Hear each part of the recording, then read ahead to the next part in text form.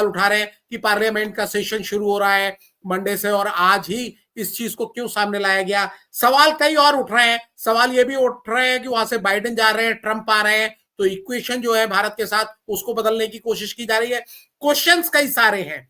अडानी पाक साहब है, ऐसी चिट क्लीन हम नहीं दे रहे, लेकिन सवाल जो उठ रहे हैं हर सवाल पर चर्चा करने की जरूरत है। सिंह साहब, मैं आपसे भी समझना चाहूंगा, आप इस पूरे मुद्दे को कैसे देख रहे हैं। डॉक्टर साहब ने तो अपनी बात रखी। देखिए, इसमें मुद्दा ये नहीं है कि अडानी बेईमान है। लोग कोशिश कर रहे हैं ये दिखाने के लिए कि अडानी बेईमान है। ऐसे अडानी की तरह भारत में हमको लगता है कि बड़े बड़े उद्योगपति कम से कम 20-25 लोग होंगे। टाटा है, अंबानी है, महिंद्रा एंड महिंद्रा है, बहुत सारे लोग हैं, बजाज है, बहुत सारे लोग हैं। तो सिर्फ अडानी को टारगेट किया जा रहा है, उसका कुछ कारण है और ये अडानी पार्ट 3 है। हम ये भी याद करें, जनवरी 2023 में अडानी पार्ट 1 आया था, जिसमें हिंडनबर्ग ने आरोप लगाया था कि शेयर मार्केट में मैनिपुलेशन अडानी ने किया है और भी कई उसके साथ 2-3 और भी चीजें जोड़कर उस पर आरोप लगाए गए थे। सुप्रीम कोर्ट में भी, भारत के सुप्रीम कोर्ट में मामला गया था, वहां से क्लीन चिट हासिल हुआ अडानी को। फिर अगस्त में मामला ये फिर दोबारा उठा और हिंडनबर्ग ने ही अडानी पार्ट 2 उठाया। उसमें भी लगाया कि ये अडानी का $26 मिलियन या $26 बिलियन, कितना हमको ठीक से याद नहीं है, उसका ब्लैक मनी है स्विस बैंक में। अडानी ने उसको भी चैलेंज किया कि कोई प्रूफ करके दिखाए, तो वो भी टाई टाई फीस हुआ, उससे भी कोई फर्क नहीं पड़ा। ये आज का जो आया, ये अडानी पार्ट 3 आया। अब इसमें बताते हैं आपको कि ये अडानी पार्ट 3 क्या है। तो ये एक सोलर एनर्जी, हम लोग सब जानते हैं कि आज के जमाना में रिन्यूएबल एनर्जी प्रोजेक्ट्स बहुत तेजी से पूरे विश्व स्तर पर चल रहा है। इससे पर्यावरण को बहुत फायदा होगा। इससे जो है सोलर यानी सूरज की रोशनी से एनर्जी पैदा करना और विंड एनर्जी यानी हवा की पंखी से एनर्जी पैदा किया जाएगा, जो अक्षय ऊर्जा के रूप में भी जाना जाता है। और इससे पर्यावरण को फायदा होगा और लोगों को वन टाइम इन्वेस्टमेंट तो मोटा होगा, लेकिन बाद में ये सस्ता होती चली जाएगी और लोगों को अच्छी ऊर्जा, सस्ती ऊर्जा मिलेगी। तो इस ओर पूरा दुनिया जा रहा है और आज के डेट में चीन टॉप पर है पूरे विश्व में। भारत अभी 5वां स्थान पर पहुंच गया है और जिस गति से भारत 5वां स्थान पर पहुंचा है, वो भारत का स्पीड, इंटरनेशनल जो लोग हैं, एक्सपर्ट्स हैं इस विषय के, वो कह रहे हैं कि ये भारत का स्पीड जो है विगत कुछ वर्षों में वो रॉकेट वाला स्पीड है। इतना तेजी से ही 5वां स्थान हासिल किया है और यही स्पीड रहा तो भारत, अमेरिका और चीन दोनों को पीछे छोड़ देगा। अमेरिका अभी दूसरे नंबर पर है, चीन टॉप पर है। तो ये चिंता का विषय है चीन को भी, अमेरिका को भी और बहुत सारे बिजनेस टाइकून्स को भी जो प्रतिद्वंदी हैं अडानी के। एक चीज तो ये है। दूसरी चीज ये है कि अभी जो अडानी ने सोलर एनर्जी कॉन्ट्रैक्ट हासिल करने का कोशिश कर रहे हैं अमेरिका में, उसके लिए आरोप है रिश्वत अभी दिया नहीं गया है, रिश्वत अभी किसी के द्वारा लिया नहीं गया है। एक चीज स्पष्ट हम लोगों को दिमाग में रख लेना चाहिए, अभी किसी तरह का रिश्वत का लेन देन नहीं हुआ है और लेन देन होने वाला है कि नहीं होने वाला है, ये भी बात कहीं से साबित नहीं हुआ है।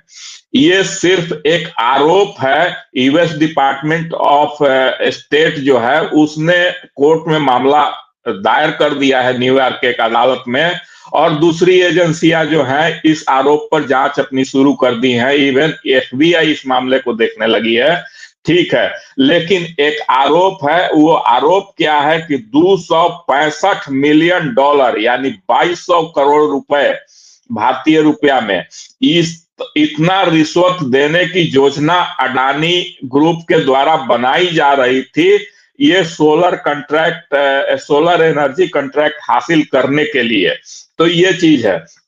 अब दूसरी चीज आते हैं कि अमेरिका में ये जो प्लानिंग है, जो पेशकश है, यदि ये रिश्वत के रूप में दिया जाता है तो ये अपराध है। लेकिन बहुत सी चीजें होती हैं जो लॉबिंग के लिए पैसे खर्च की जाती हैं, और वो आप वहां अमेरिका में, ये भारत में तो गुनाह है। आप भारत में आप अगर बहुत बड़े उद्योगपति हैं और आप बैलेंस शीट में दिखा दें कि हमने लॉबिंग के लिए 100 करोड़ रुपए दिए हैं किसी को, तो वो अपराध की श्रेणी में आ जाएगा और आप जेल भी जा सकते हैं। लेकिन अमेरिका में लॉबिंग के लिए बैलेंस शीट में बकायदा उद्योगपति दिखाते हैं। जैसे वहां तो आर्म्स खुले में बिकता है, किसी दुकान में आप जाइए और बंदूक खरीद के ले आइए। तो उस पर था कि जो अमेरिका में हिंसा होने लगी है ज्यादा, तो उस पर प्रतिबंध या कुछ रेगुलेट करने के लिए कानून बनाया जाए। तो उसमें आर्म्स डीलर्स जो हैं उन लोगों ने लॉबिंग किया, बहुत सारे वहां के हाउस ऑफ रिप्रेजेंटेटिव्स और सीनेटर्स को पैसे दिए कि जो ये उसको, उस कानून को पारित मत होने दीजिए, लॉबिंग कीजिए मेरे पक्ष में, ताकि हमारा बिजनेस चलता रहे, हमारा उद्योग चलता रहे। और इस तरह की जो विदेशों में भी यूक्रेन युद्ध में जो हथियार बेच रहे हैं, वहां के हथियार निर्माता, उनके खिलाफ भी कानून बनता है, तो वो भी लॉबिंग करते हैं, कानून नहीं बनने देते हैं। कुछ लोग आरोप लगाते हैं कि यूक्रेन में जनधन की खास करके मानव हत्या हो रही है, मानवता की हत्या हो रही है, वहां लाखों में लोग मारे जा रहे हैं। तो उस सब चीजों पर ह्यूमन राइट्स को देखते हुए कुछ किया जाए। तो वहां के हथियार लॉबी जो उसमें अपना अपॉर्चुनिटी देख रहे हैं कि हमारा बहुत ज्यादा फायदा हो रहा है हथियार बेचकर, तो वो लॉबिंग करते हैं। तो उसके लिए सीनेटर्स को, हाउस ऑफ रिप्रेजेंटेटिव्स के मेंबर्स को पैसे देते हैं, लॉबिंग कराते हैं, कानून को पास नहीं होने देते हैं। तो ये सब चीजें, तो ये भी देखना होगा कि ये किस मकसद से है, रिश्वत के मकसद से है कि लॉबिंग के मकसद से है, या इन दोनों में से कोई भी नहीं है, ये कपोल कल्पित आरोप है। ये 3 फैक्टर है, इसमें तीनों में से कोई स्पष्ट नहीं है। और जिस आत्मविश्वास के साथ अडानी ग्रुप ने इसको खंडन किया है कि ये निराधार है, बेसलेस है और कोर्ट में ये गलत साबित होकर रहेगा, जिस आत्मविश्वास के साथ कहा है, तो मुझे लगता है कि इन दोनों में से कुछ नहीं है। ये ना लॉबिंग के लिए है, ना रिश्वत के लिए है, ये एक जानबूझकर डाउन करने के लिए है। और जो बाइडेन का जो प्रेसिडेंट है वहां का, उनका प्रशासन, उनका इस्टेब्लिशमेंट जो है, जाते जाते ये सब कारनामा करने जा रहा है, करते हुए जा रहा है। क्योंकि इसका एक मेन कारण है कि जैसे ही डोनाल्ड ट्रंप ने चुनाव वहां जीत हासिल किया अगले राष्ट्रपति के रूप में, वैसे ही ये अडानी साहब ने उनको कांग्रेचुलेट किया एक्स पर, जो पहले ट्विटर के नाम से जाना जाता था, उनको कांग्रेचुलेट किया। ये बाइडेन प्रशासन को अखर गया, जॉर्ज सोरोस ग्रुप को अखर गया, हिंडनबर्ग को अखर गया, चाइनीज लॉबी को अखर गया। ये चीज। दूसरी चीज, अडानी ने एक और घोषणा किया है कि हम जो है इंफ्रास्ट्रक्चर और सोलर एनर्जी के सेक्टर में, मैन्युफैक्चरिंग के सेक्टर में अमेरिका में $10 बिलियन का इन्वेस्टमेंट करेंगे, और उससे अमेरिका में 15,000 लोगों को रोजगार मिलेगा। और इससे जो है डोनाल्ड की पार्टी की तरफ से खुशी जाहिर की गई। ये चीज अखर गया। और इसमें एक चीज और है कि जॉर्ज सोरोस का एक बहुत ही करीबी आदमी बाइडेन साहब के प्रशासन में जुड़ा हुआ है, और उस बात के बाद वो काफी हाइपर एक्टिव हो गया, और उसके बाद ये सारी चीजें सामने आने लगी, और ये अडानी पार्ट 3 के रूप में हम लोगों के सामने आया। एक चीज।